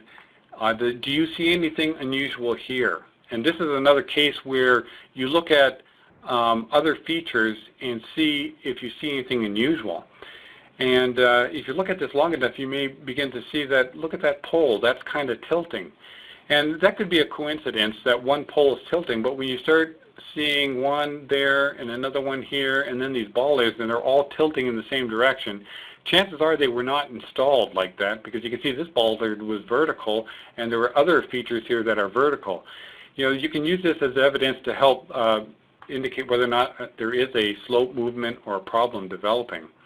And the one place that on the embankment that I really slow down and I really take a lot of time looking for any kind of changes is where there's a penetration through the embankment. Most of the time it's where the outlet conduit or the conduit penetrates the embankment. I often will stand on the crest of the dam, I'll line up where the intake tower is or the inlet and look at where the outlet is, and then I'll look at the upstream slope, the crest, and the downstream slope looking for any problems. And in this case, there is a problem right there. And if we take a close-up of that, it's a sinkhole. And the fact that it's in line with the conduit is probably not a coincidence. The two are linked together. And that's often where we'll have a problem. This is a bigger problem here. If you see something like this, it's not a maintenance item where that you just go in and backfill. This is something where you would want to get your engineer involved and have them figure out what's going on and address that problem. Now, when I originally put this presentation together, I had about 40 slides just like this one of all different kinds of dams, just because I wanted to impress on everyone that if a dam is going to fail by piping or seepage, chances are it's going to fail where there's a penetration like a conduit. And that's another reason to spend a lot of time looking. But for time's sake, I took them all out. I just put one in here. But that is the most important area to examine if you're looking for seepage. There are other sources of seepage. So here, there's seepage all over this embankment. And this is would be an emergency condition where you'd need to, again, get the state engineers involved and begin lowering the reservoir. And this is another one. This may not be widespread. It could be a concentrated seepage at one location. And the one characteristic about this seepage that makes it an emergency is the color. You can see that it's muddy water. And that's an indication that along with the seepage, there is material from the embankment that's being eroded. If you see clear seepage, that's one thing, and that may not be an emergency condition. But if you see muddy seepage coming out of the embankment like this is definitely an emergency condition, and the state engineer would need to be notified, and you need to take immediate action on that. And here's another example of seepage. At this dam, the toe of the dam was dry, and then all of a sudden seepage condition developed here. And sometimes it can have a trampoline effect, so that when you walk down on here and you walk on it, it's kind of like walking on very soft material, and it's spongy and it acts like a trampoline. You need to be very careful when you inspect something like this. I had one colleague that walked out on something like this and sank down immediately, almost to chest high, because it can be like a quick condition. And it's another reason why you want to keep the toe of the dam clear of any trees and brush and vegetation, so that if something like this developed, you'd be able to see it. This would be another, depending upon the size and the extent, you may want to get your engineer involved. And if it was more significant and it was changing and rapidly developing, then it would escalate into an emergency condition. And it could be not just on the toe of the dam, it could be up the slope of the dam. And you should be looking at the vegetation to help you see if there's anything going on. Sometimes the seepage is so small that you cannot visibly seeing it flowing like a stream of water. It may just be a wet area on the dam, and in that case, the color of the vegetation or the type of vegetation can be a good indication to help you find if there's a change condition or where seepage is occurring. On this dam, we're late in the summer, and the grass is all turning brown except for the one part that's getting a lot of water, and that helps you see where that water, the seepage, is coming from. And here is an example where it's even more concentrated, and in this case the zone here was so wet that the maintenance operators who were doing the mowing, it was so wet that they couldn't mow on it without sliding around and sinking into it. So the vegetation can be a good indication if there's a problem, and look for that when you're inspecting the downstream flow. Looking for damage to the embankment, here we can have livestock going up and down, or ATV traffic, and that can result in gullies, and when it rains it can get worse. Or the worst case would be there's actually a depression in the top, and then if the dam got over top, the grass lining, which is the first line of defense, is gone, and it would just erode and it would breach at that location. Looking at the groins of the dam is important. That's where the embankment makes contact with the natural terrain, and there's a lot going on there. And if seepage develops there, that can be a serious condition. And I just put in an example of probably the worst dam failure ever that occurred because of seepage at the groin, and that was the Teton Dam failure in Idaho back in 1976. It started off with clear seepage, and then within a few minutes it rapidly developed into muddy seepage, and you can see it over here at the abutment. And just within minutes, it began to get larger and larger. You can see the embankment material being washed out, and then it collapsed, and now we've got the reservoir flowing through and overtopping that, the remaining part of the dam, and that grows. And this is really absolutely an emergency condition.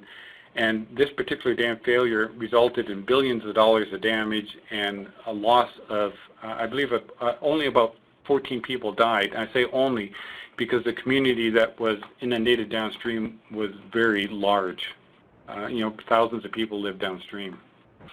Also going beyond the dam, the groin of the dam is right here, and here we have seepage exiting someplace downstream. Sometimes you'll see boils in concentrated seepage, so that's also something that should be observed. In this case, it was beyond the toe of the dam in the flat area, and there was a boil that was observed there, and that wasn't necessarily seepage through the embankment, but through and underneath the foundation, like you see here in this little sketch. And something like that, if you saw a boil like that, that would be an emergency condition where you'd want to alert the state engineers and have that investigated as well by your engineer. And then lastly, looking at the groins of the dam, and that's a place where the flow will often concentrate from runoff, and you can get some erosion. Here they're using masonry. More common, it's just dumped riprap, and it can be just a grass lining if it's well maintained. But if that concentrated flow is too great, you can start getting erosion like this. And that takes us to our next break. And I see we've got about 6 minutes for some questions. And I have some questions here this time, so I'm going to start. And you can start typing in other questions too, right, Sean? Yep, you can enter in questions at any time.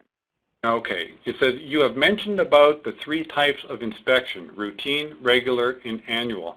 But how often do you recommend carrying out comprehensive inspection? Well, comprehensive inspections are relatively new things. There are some agencies like FERC, the Federal Energy Regulatory Commission, that have been more aggressive than some state regulated dams at requiring these. And it may be just a matter of time. But I think what the person that posed that question is an excellent question, is that it's good practice every once in a while to do an inspection that goes beyond just kicking the tires and looking at everything, but actually looking at the design drawings and doing a failure modes analysis and looking at the hydrology and the slope stability calculations and the whole structure, how it's being operated, maintained, the history, and looking to see if it meets current design standards, because a lot of older dams may not have those features. And often with a very small investment, you can improve the stability and buy down risk associated with that dam. And it's a hard question to answer, how frequent. I know the Fish and Wildlife Service does it every 6 years. And that's probably the most frequent that I've seen. I'm not exactly sure about FERC. I think it's about the same. All right, why don't we move on to the next presentation there. I think I've got all of the questions that were in there. Okay, good. Well, we're down to our last 34 minutes, and we're right on schedule. And now we're going to talk about inspecting the rest in the other parts of the dam. That includes inspecting the spillways, the outlet works and the conduit, and then the drains at the dam. And those are the things that we're going to focus on. Here we have a spillway. If you were inspecting the spillway, what would you be looking for? And what would you see that was wrong with it?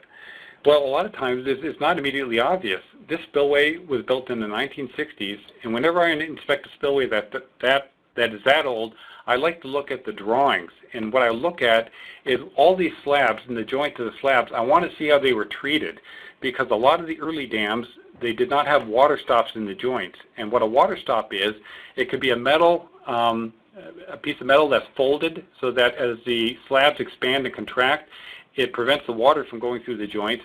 Or it could be a PVC, polyvinyl chloride, or rubber type material that spans the joint and that's embedded in both sides of the slab. And as the slab moves, it also prevents water. But a lot of the early dams don't have that.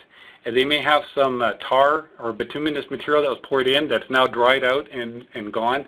And when water flows over the spillway, it can enter into the slabs and cracks of the joint and then it can erode material under the spillway. So when I inspect a spillway like this, I like to tap on it, looking for that drummy concrete.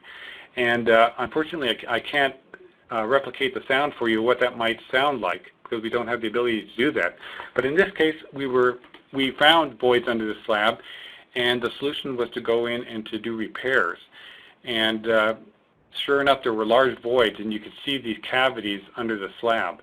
And it's good to detect these now, because if you don't, you can have a more serious condition like this, where the dam essentially breached underneath the spillway. You can walk right underneath of it and right up into the reservoir because of the erosion and the seepage that occurred underneath the spillway. Or like this one here. In this case, the concrete is in excellent condition. There's no spalling, there's no cracking, but if the seepage underneath the spillway advances to a point where it loses intimate contact with the foundation, it's just a matter of time, and you develop either internal erosion to the point where the reservoir just breaches underneath the spillway, or the spillway collapses. So that's important to inspect when you're looking at spillways. Another thing to look at, here we have a side channel spillway.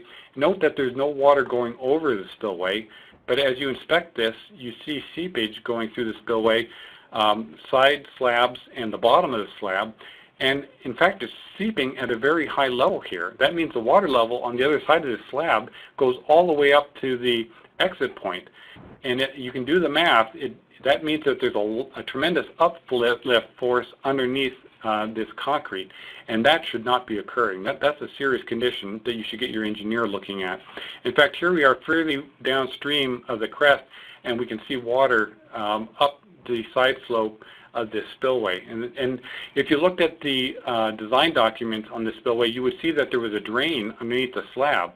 But why is water way up here? This is a cause to do some investigations to see if that drain is clogged, or if the capacity of the drain is being exceeded. But this could be a serious problem, because it could lead to something like this. Now the seepage under the slab is gotten to the point where the pressure is so great that it actually lifted up the slab. And again, look at what color the seepage is. It's brown. That means that material is being eroded underneath the spillway, and it's an uncontrolled release of water. It's leading to a failure of the dam, and this is an emergency condition. Another thing to look for is, like anything, things deteriorate over time by being exposed to the elements. So here we have a corner of a piece of concrete, and it's weathered, and we start seeing the reinforcing steel being exposed. And that's important that you do some maintenance on this very quickly, because when the reinforcing steel is exposed, it will corrode. When it corrodes, it swells. When it swells, it deteriorates the concrete. So here we have a picture of that condition in 2006. Now, 3 years later in 2009, you can see how it's beginning to deteriorate at an accelerated rate. Had the owner gotten on this very early, it would have been a minor repair. Now we're looking at a much more expensive repair. There are other kinds of problems that you might see too. Here we have extensive cracking of the concrete. In this case, if we got the concrete sampled and tested, and it turned out to be an alkali aggregate reaction. In other words, the aggregate that was used in the cement was not compatible with the cement, and you start getting this alkali gel. And what that does is it causes the concrete to grow, and it begins to expand and expand. And in some cases, that's not a big deal. But in other cases, if this is pretty advanced, it'll cause walls to start swelling, and then gates no longer work, conduits begin to crack, and you can have other problems. Here's an example of a spillway, a concrete spillway that's pretty old, but you can see very little maintenance has been done to it. Now we've got spalled concrete, we have vegetation growing in the joints, we have seepage. There's all kinds of stuff going on here. This is probably a complete rebuild because of deferred maintenance. When vegetation takes root, this started off as a little sapling in a little crack, probably in a mortar joint, and it wasn't taken care of, and now it's at a point where it's causing significant destructive damage, and it's much more expensive than had it been taken care of when it was just a little sapling. Other things to look for is movement in walls and things like that. Here you can see that this wall is tilting out. You can see a top photo here. If it's just a little bit, you may want to measure it and then bring it to the attention of an engineer. If it looks like it's something that's changing fairly rapidly, it's something you'd want to get a state engineer involved in and treat it more like an emergency condition, depending upon what it was and where it was located. Here we have a concrete surface on the spillway training wall, and it's just a case where the concrete is aging, it's being exposed to a lot of freeze-thaw cycles, and the surface is deteriorating. In a case like this, it can be repaired. There's some excellent concrete repair materials and methods where you can go in and clean it off, sometimes down to the rebar, put on a steel mesh, and then use gunite or a polymer modified concrete and restore the surface and extend the life of the wall. If you let it go too far, the concrete just rots, it absorbs moisture, and then it deteriorates at an accelerated rate. Here's another example of a strut where the purpose of the strut was to keep the walls separated and brace them, and now the walls are the only thing holding it up. So, you know, inspect that. Another thing that happens at spillways is erosion. When this spillway was designed, you can see it was excavated in rock, and then they lined the crest of the control section with concrete, and that's what it looked like when it was built. And then later, you can see what happened. Even the rock eroded because of the erosive forces of the flow going through the spillway. So this is something to monitor. And if it becomes extensive like this, now we got an expensive repair. Sometimes if it catches early, you can put an appropriate armoring material or extend the concrete and prevent this from happening. But that's something to watch for. In a lot of these earth cut or grass lined spillways, the designer intended them to be maintained with a very healthy grass cover because that is the primary erosion protection for these spillways. In this case, you can see the owner allowed trees to grow in the spillway. You can see them growing on the embankment. And that's often a concentration point for flow, and that will accelerate the erosion in the spillway, create a head cut point, and then it will begin to migrate like this right up. And it gets worse and worse as the flow continues because now you get a waterfall and a head cut condition, and it will migrate. This one was 40 feet deep until it went right through and breached the embankment. I just want to show you some things to look for when you're inspecting a grass-lined spillway. If you see tire ruts like this, that especially parallel with the direction of the flow, that could be significant. And that would need to be that'd be a maintenance item where you'd want to get on that, prevent the traffic, and plant more grass. Here's an example of a dam that failed, and it breached right through the spillway. And in fact, this meandering path that you see here was the dirt road that went right through the spillway. The flow over the grass line part of it kept that spillway protected, but where that dirt was exposed, that's where it eroded. And you just need to be aware of that condition. Here, just to show you what happens when you allow saplings and woody vegetation to grow in a grass-lined spillway, you can see the flow, how it just targets these obstructions, and you get a lot more turbulence there than you do at other places where you just have the grass cover. So here we have a case where the spillway was left overgrown with some woody brush, and then when it was activated, you can see the damage that occurred all around these relatively small brush-type features. Other things to look for are unintended modifications. Here we have the crest of the spillway, which is really important because that's what controls the flow and how much flow and the discharge capacity of the spillway. And in this case, a local farmer was using the top of dam to get access to his fields on the other side, and he was having trouble getting over the crest, so he built a ramp right there, and by doing that, he filled in a significant part of the spillway. And by diminishing the spillway capacity during a flood now, it won't have the capacity it needs. Another unintended modification that I've seen is where we'll have a grass-lined spillway like this one, and it's got that nice grass lining, and it's supposed to go all the way down to the valley bottom. And at some point during the life of the dam, someone built a road and right through the spillway. And now we have basically a head cut or a drop-off point there, and if you can imagine what the flow is going to look like when it flows down there, well, this is what it's going to look like. You can see the flow in the spillway here is nice and relatively calm. You don't see any turbulence or anything like that, and that's because the grass lining is providing the protection. But once it starts going down, you can see it's all muddy and turbulent, and it's scouring and washing the trees off, and it begins to head cut upstream until you get something like this, and you can get a complete breach through that spillway that was meant to have that grass lining to protect it. In this case, this is exactly what happened. It was a road that was cut through the grassline spillway, and that was the initiation point for the failure. And engineers have analyzed this particular case and determined that it would not have failed if that had not happened. One of the things that I'm so surprised about in this particular case is that the spillway flow only lasted 23 hours with a maximum depth of about 5 feet, and during that time 190,000 cubic yards of material was eroded to create this breach. That's the equivalent of almost 20,000 truckloads of fill material. So the erosive forces of water, it can be amazing. Something else that you look for, especially on spillways and intake structures, is to make sure that the trash racks are not obstructed, because if they are clogged, that diminishes the conveyance capacity, and that can lead to overtopping of the dam. Here we have a nice structure. There's no obstruction, but you can see, you have to look for the trash racks to make sure they're doing their job. And in that case, there was missing a central bar here. Not a big deal. That would be a maintenance item that you need to go in and fix. This is more serious. This is a case where over time, the trash rack corroded, and essentially as if it's almost not there, we've got a clear opening.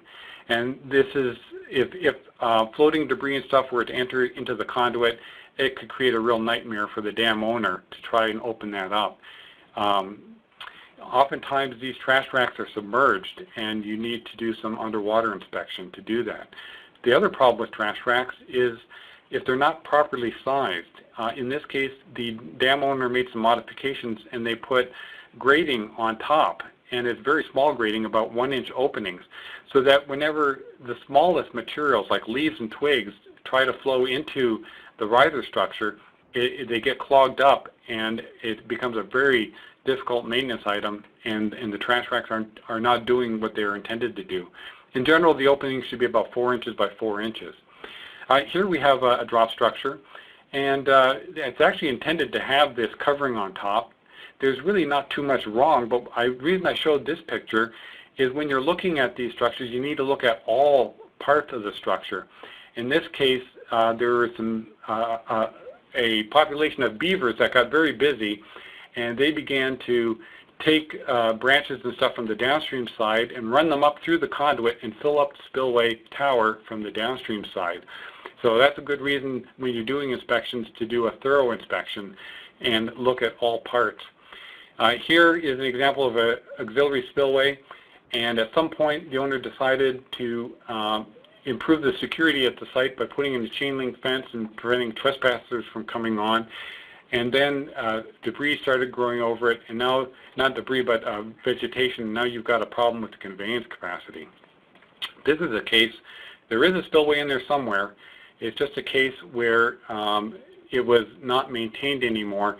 In some cases, they forget about it. These auxiliary spillways can be sometimes located off beyond an abutment and neglected and not maintained. And in this case, the conveyance capacity would be diminished because of it's all filled with debris. Just a couple words about safety.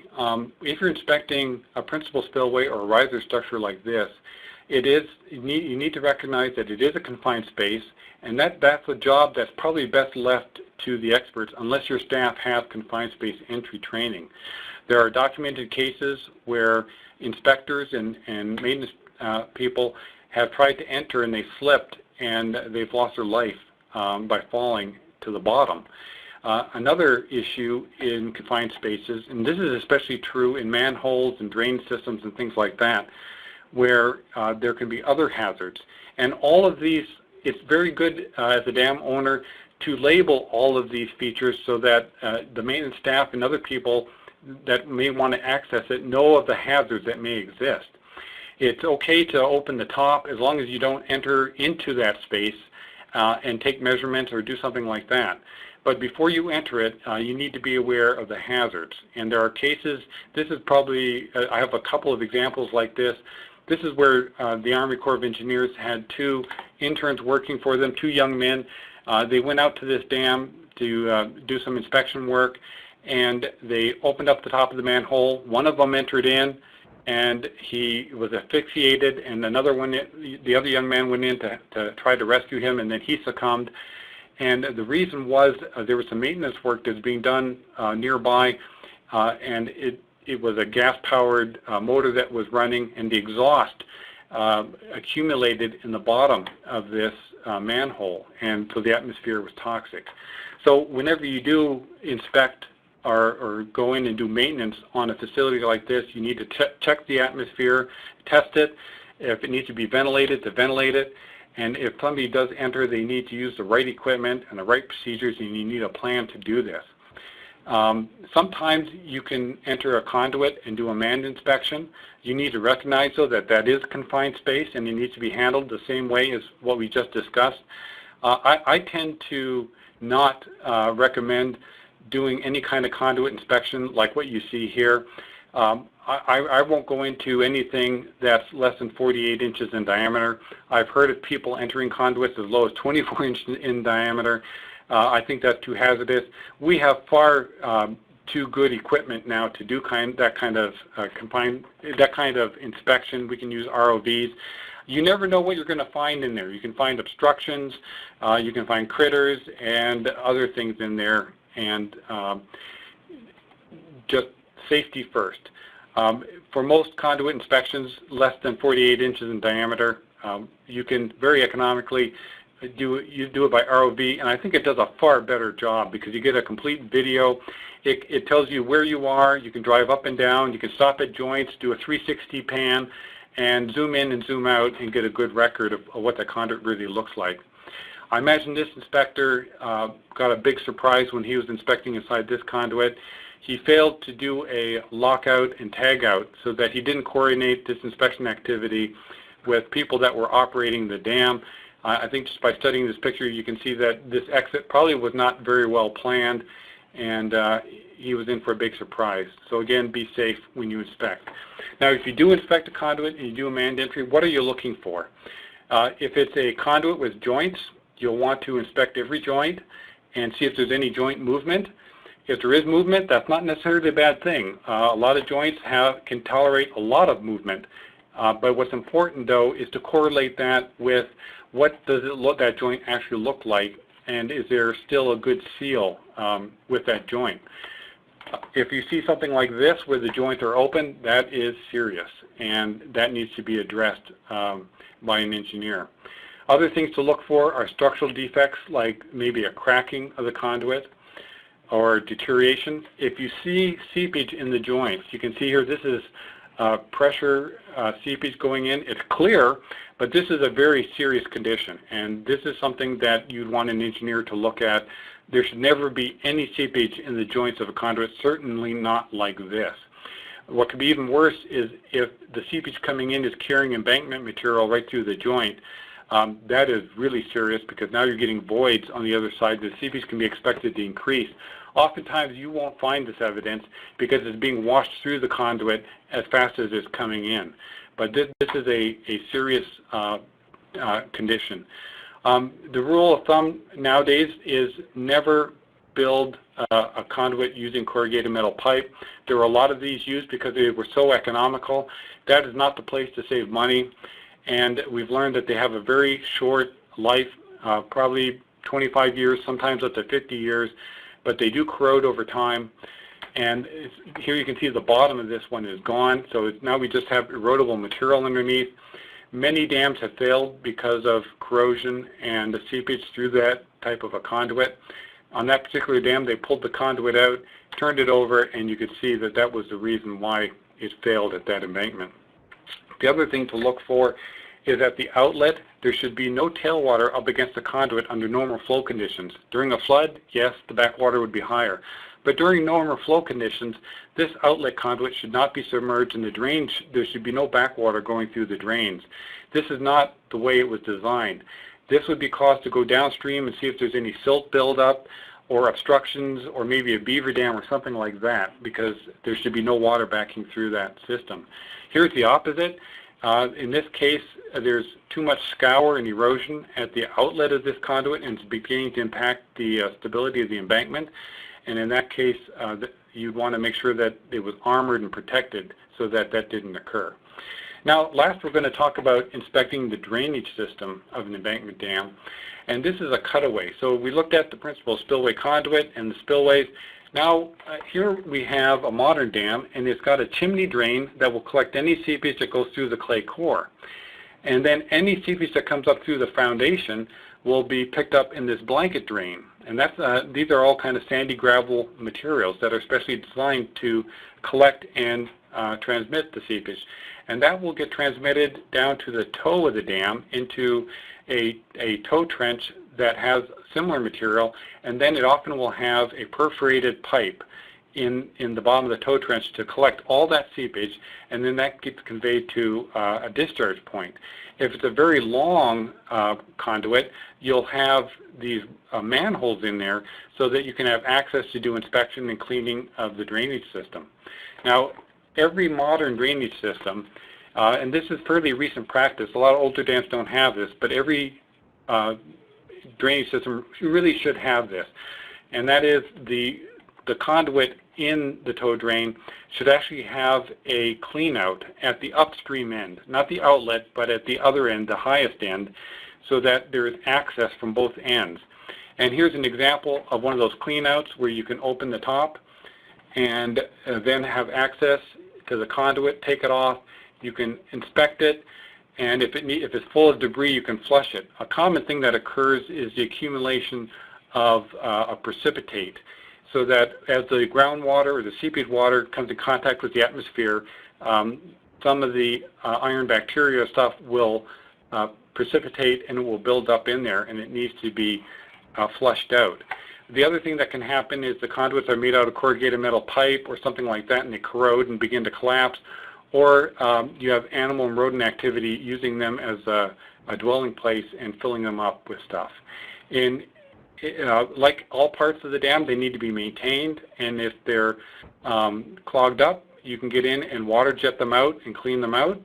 And they can also be inspected. And instead of using an ROV or a self-propelled crawler type camera, they're often so small that you need a push camera, which is a camera with a lighted end, and then it has a rigid, semi-rigid cable that you can just push it through and inspect it.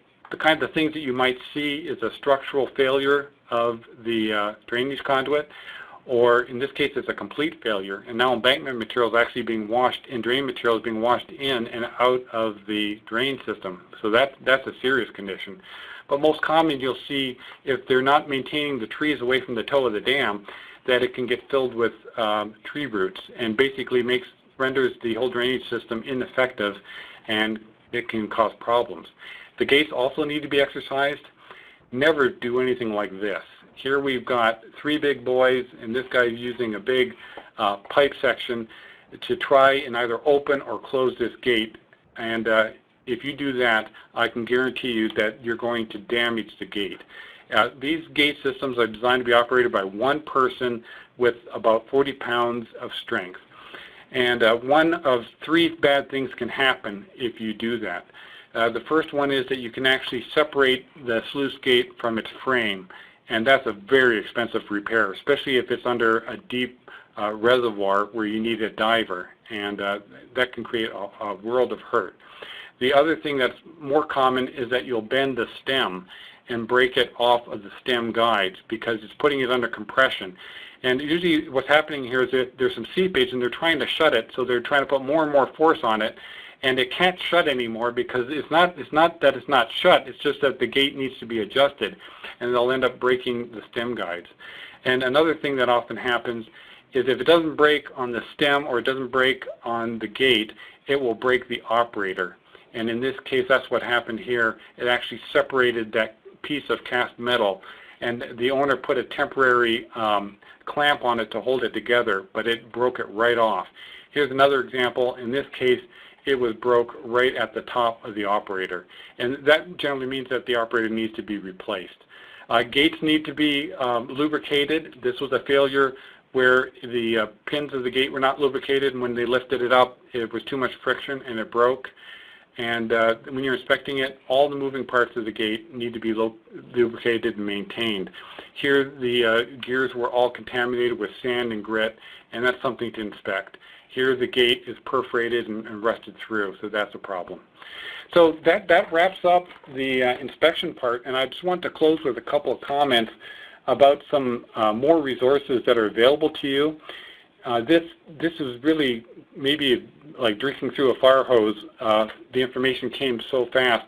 But at your own time, you can look at some other publications that are available at the ASDO website. And if you're not a member of ASDO, they would welcome you into their membership, and they love to have dam owners there. And it's a great place to meet other dam owners and to share information and to find solutions for some of the problems that you may be facing. But I just want to show you a couple of important resources that I think you might find useful. And you can get these at the ASDO website. One is Guidelines for Operation and Maintenance of Dams. This one is for Texas. It's one of my favorite. It's well illustrated, and it covers a lot of the material that we talked about. Another one was put together by FEMA, and is titled, and these are all for dam owners. And it's titled Impacts of Animals on Earth and the Dams. Depending upon where you are in the country, whether it's alligators or groundhogs or turtles, if you've got an infestation and they're damaging your structure, it helps you develop strategies to take care of that. Here's another great one. It's Impacts of Plants on Earthen Embankments.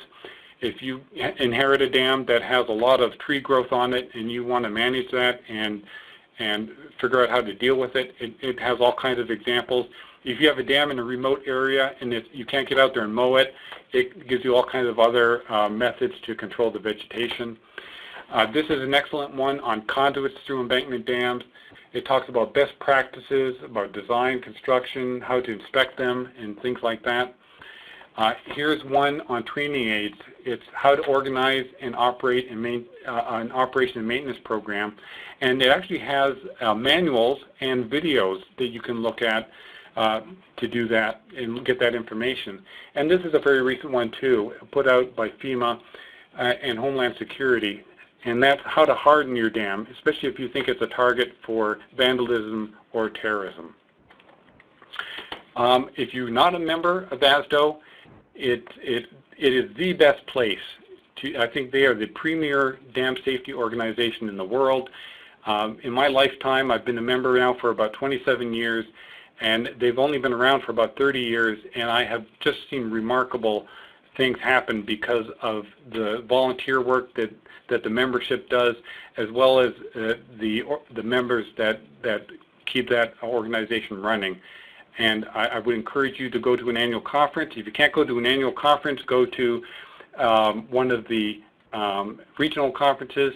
And if you can't do that, go to one of the dam owner workshops that your state offers through the association. Sean, I've got 5 minutes left to answer questions. And let's see. I've got one question here. If my dam isn't equipped with a seep weir conduit, do you recommend installing one in order to determine seep flow? Absolutely. The most important thing to monitor at a dam is seepage, because it really is the best indication of how your dam is performing. And if you do have seepage at a point in your dam where it's concentrated and you're able to collect it, you want to monitor it. Now, there's two pieces of information you need. One is, what is the reservoir level? And then what is the rate of seepage that's occurring at that location? Because as the reservoir level goes up, you would expect more seepage. As it goes down, you would expect less. If it was empty, you would expect no seepage. And what you're looking for is it changing with time? Because if it's increasing with time, I can guarantee you that one day you're going to have a big problem. And that's something you would want to know. Now, the other thing you want to know is that seepage could be coming from other sources. It could be coming from, maybe you had some rain, and it could be coming from the abutment, from groundwater or something like that. So whenever you take a seepage measurement, it's also good to note, it's been a dry week, did it rain recently, or something like that, because you need to connect all the dots and correlate it. and make sure that that seepage is really coming from the reservoir through the dam and not from another source. Another good question here. Do you have any best practices for maintaining riprap surfaces as far as woody vegetation goes? Yeah, I've got a couple of things. If you're allowed to, use Roundup or a chemical agent and get it while it's early, and that way you don't have to go in and do any cutting. But if that's around a water supply source, you need to be careful and get a permit and coordinate it. Another effective solution I saw, especially a lot of federal agencies like the Fish and Wildlife Service will do this, is that once a year they'll get prison labor to assist them, and they'll go out on a nice day, and they'll go out and do a lot of the manual work that has to be done to remove that type of vegetation. But when you do have trees and stuff growing through rock fill, that can be a real problem.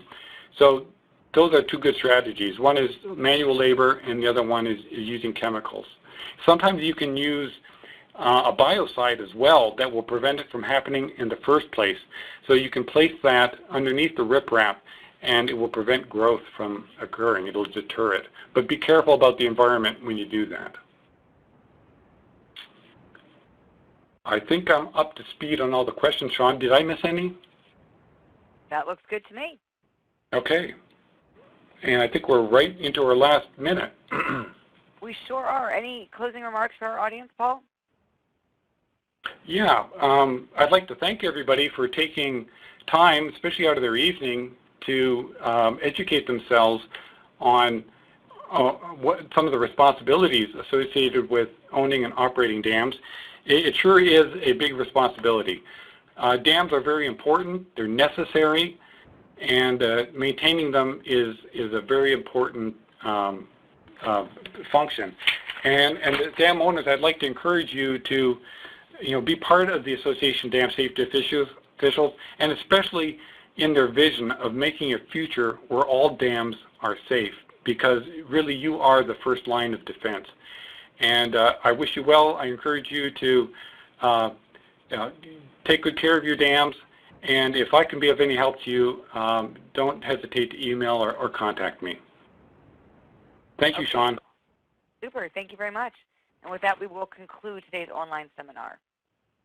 Today's program is copyright 2013 by the Association of State Dam Safety Officials with all rights reserved. This concludes today's program. You may now disconnect.